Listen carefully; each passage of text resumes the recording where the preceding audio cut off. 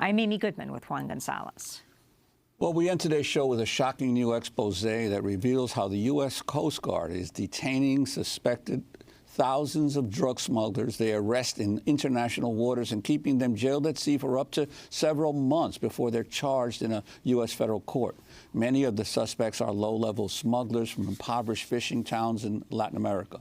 During their imprisonment at sea, they are shackled on deck, exposed to the elements, and denied access to lawyers and their families. The increased detentions began when General John Kelly headed the Pentagon's Southern Command from 2012 to 2016. Kelly is now President Trump's White House Chief of Staff after briefly serving as Homeland Defense Secretary. The report in the New York Times Magazine is headlined, "The Coast Guard's Floating Guantánamos." And for more, we're joined by the journalist who broke the story, Seth Freed-Wessler, also a Puffin Fellow at the Investigative Fund at the Nation Institute. Welcome to Democracy Now!, Thanks. Seth. Floating Guantánamos, describe what they are. Well, the Coast Guard has been deployed deep into the Pacific Ocean to pick up drugs being moved from South America, Colombia and Ecuador, to Central America, mostly cocaine. And in the process of that interdiction work, they're detaining hundreds of suspected smugglers every year and then chaining those men aboard Coast Guard cutters by short chains around their ankles, chained to the decks of these ships or along the side of these ships, and holding them aboard Coast Guard cutters for weeks or months while the ships continue their drug interdiction patrols, and eventually transferring these men back to the United States to face prosecution here. The numbers of detainees over the last 6 years have increased dramatically, and even more dramatically, the numbers of people being prosecuted criminally in the United States for this activity that's happening in international waters, often aboard foreign flag ships, has increased dramatically. This past year, 700 men were detained aboard these boats, and I spent a good part of the last year talking to many of these men, talking to Coast Guard officials and trying to figure out what's happening on these ships. Now Seth, is there a presidential executive order, or how was the policy developed to allow the Coast Guard to go so far afield from the U.S. coast? Well, the Coast Guard has long been sort of in the business of interdicting contraband, right? It's the only branch of the U.S. military that's also a law enforcement agency. For its several hundred-year history, it's engaged in this sort of drug interdiction work. What changed in the 80s was that for the first time, the act of smuggling drugs in international waters became a U.S. crime. And then in 2012, Southern Command, the Department of Defense, launched a program called Operation Martillo to shut down smuggling routes between South America and Central. Martillo is Spanish for hammer. For hammer, that's right. So to shut down the smuggling route in the transit zone. And what really shifted is that we sort of started to flood the Pacific with Coast Guard ships and began to prosecute nearly everybody we picked up, rather than returning them to their countries or to Central American countries for prosecution. So tell us about the man you profiled, Johnny Arson. Tell us what happened the night he was taken, where he's from, and what's happened to him. So Mr. Arson is a fisherman from the central coast of Ecuador. He's been a fisherman for more than 20 years. He came on sort of hard times and made a fairly rash decision to take a drug smuggling job, moving cocaine off of the northern coast of Ecuador to Central America.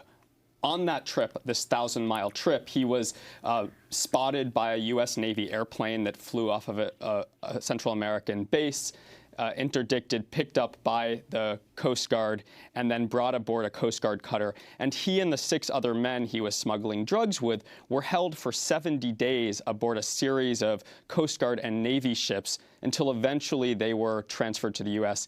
and prosecuted criminally. While they were aboard these ships, they were shackled at all times except for a moment to be brought to the toilet, which was actually often a bucket on the deck of the ship. They described this sort of terror of not knowing where they would be taken. They weren't allowed to call their families. They weren't provided attorneys while they were on board these ships. They weren't put in contact with their consulates. They were essentially just held. Their families thought they were dead? So in many of these cases, these families, their relatives really believed them to be dead. In one case, a Guatemalan man, I spoke with his family actually held a funeral for him, expecting that he had died. Fishermen disappear at sea. That's a thing that happens.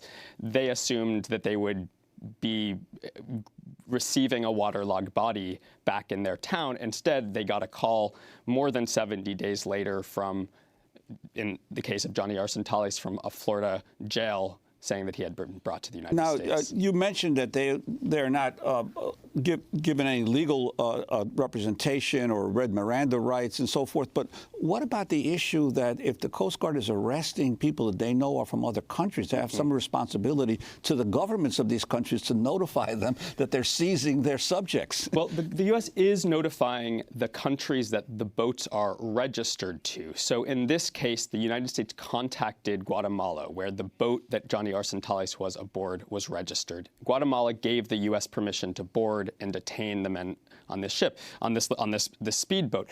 There were 7 men in this group of people. Several of them were Guatemalan, several were Ecuadorian, and one was Colombian. They were all brought to the United States after Guatemala signed off. The U.S.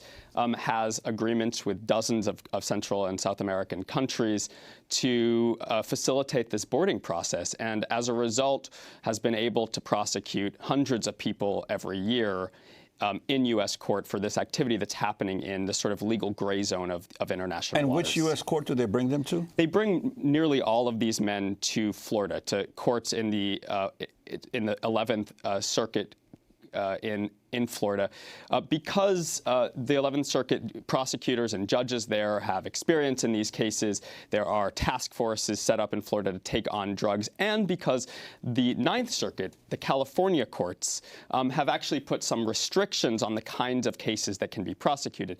And so instead of moving people up the West Coast to San Diego, which would often be much easier, these men are held aboard these cutters and then either brought through the Panama Canal or flown from Central America to Florida. John Kelly, his involvement, now the chief of staff of President Trump. Right. So John Kelly, between 2012 and 2016, was the head of Southern Command, which under Obama. Under the Obama administration. The Southern Command is responsible for sort of managing the U.S. war on drugs in Latin America. And under his command, the numbers of people detained by the Coast Guard, which is formerly under the Department of Homeland Security, the number of people detained by the Coast Guard grew dramatically, and even more dramatically, the number of people prosecuted started to spike.